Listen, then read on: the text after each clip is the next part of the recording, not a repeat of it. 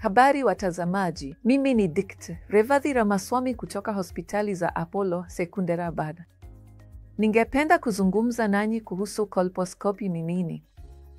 Hii inamaanisha kuangalia shingo ya kizazi au mlango wa mfuko wa uzazi. Kwa nini tunahitaji kufanya hivi? Ni sehemu ya kifurushi cha uchunguzi wa saratani. Inafanywa lini?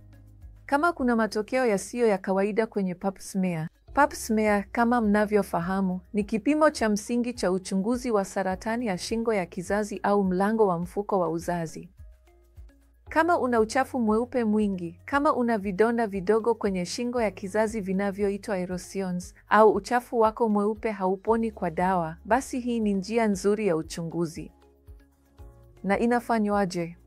Ni utaratibu rahisi sana ambapo mlango wa mfuko wa uzazi huangaliwa kwa hadubini.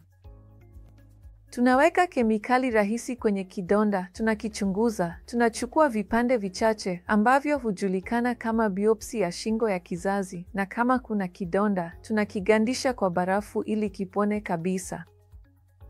Kuna taratibu nyingine ambazo zinaweza kufanywa pamoja na hii kwa kutumia umeme kidogo, zinazoitwa LAP au LATS. Kwa nini haya hufanywa?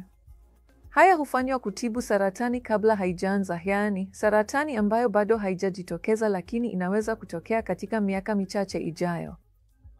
Hivyo basi, huu ni utaratibu mzuri sana kwa matatizo ya shingo ya kizazi au mlango wa mfuko wa uzazi.